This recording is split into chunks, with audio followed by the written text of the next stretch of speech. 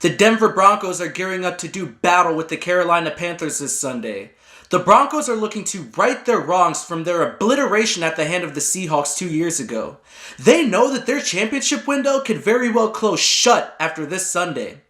While the Panthers are the clear favorites in this game, find out why we might just be crowning them a little too early. A new championship edition of the Pylon's coming at you right now.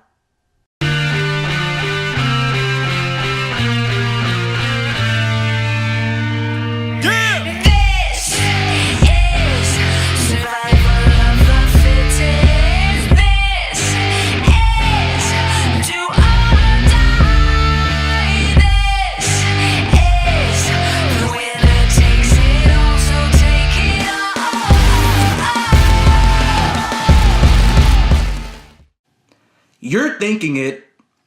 I'm at least considering it. The Carolina Panthers are just too good to be stopped right now.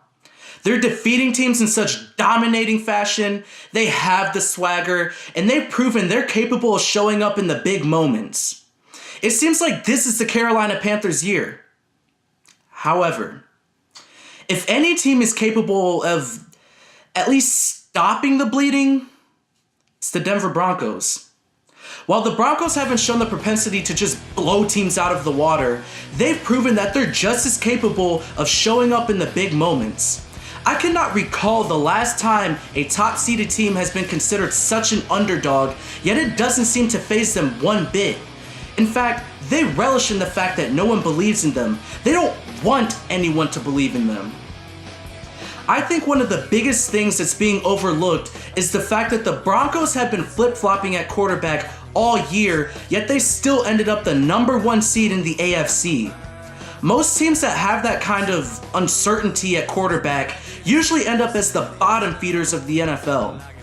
After having to deal with their legendary quarterback being lost for the foreseeable future, head coach Gary Kubiak had no other choice but to ride and die on the arm of Brock Osweiler. 2 weeks after the switch, Tom Brady and the New England Patriots come knocking at their door with a game that ended up having huge seeding implications in hindsight. Game over for Denver, right? Wrong.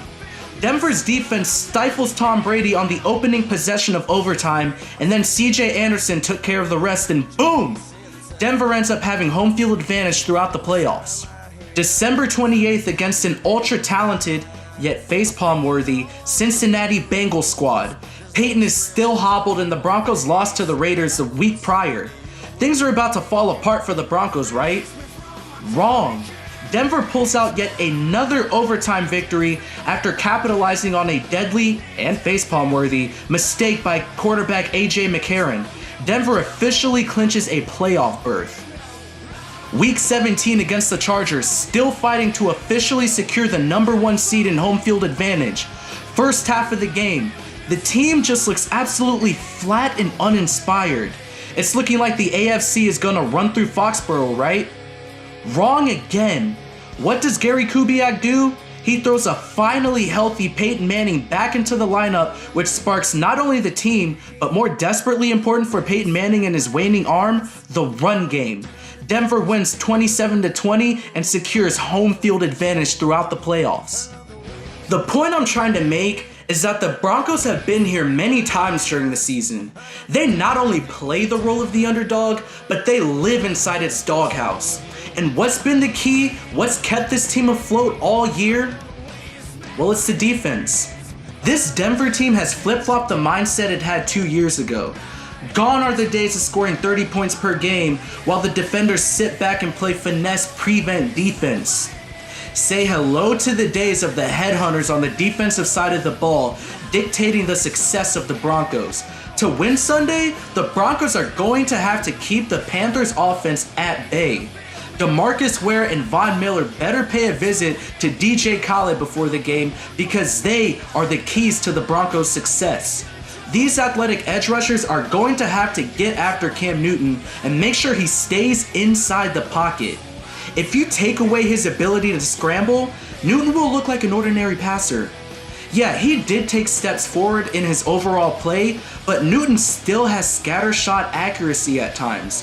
He had 10 games this season where he completed under 60% of his passes. If Miller and Ware can hit him a few good times and make him stay inside the pocket and go through his reads, they have a chance of keeping the offense at bay.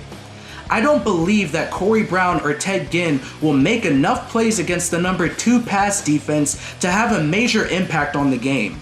While, yeah, the threat of excellent tight end Greg Olsen up the seams looms large, the Broncos should take solace in the fact that safeties TJ Ward and Darian Stewart are absolute headhunters on the back end.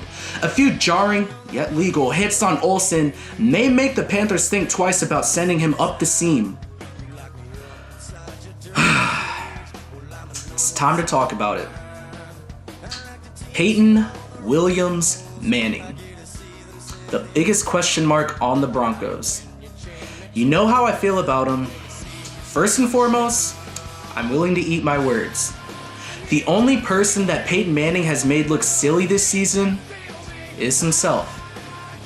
Now that that's out of the way, the question is, can Peyton Manning muster up 60 more minutes of Hall of Fame greatness? He's not as good as he once was, but can he be good once as he ever was? Well, in the first quarter of the Patriots game 2 weeks ago, it sure looked like it, but then things started to veer off. Listen, I'm gonna put it this way. Peyton Manning isn't gonna throw for 300 plus yards or 4 touchdowns. We know this. I will say this, however. If he plays clean, meaning he takes what the defense gives him and doesn't throw the boneheaded turnover, the Broncos have a chance to at least keep it close. His arm talent's gone, yes, but his brain is not. He is still the most cerebral mind in football, and he can get the Broncos in position to do some good things against his defense. Everyone just has to do their part. The running game has to show up to take pressure off of him.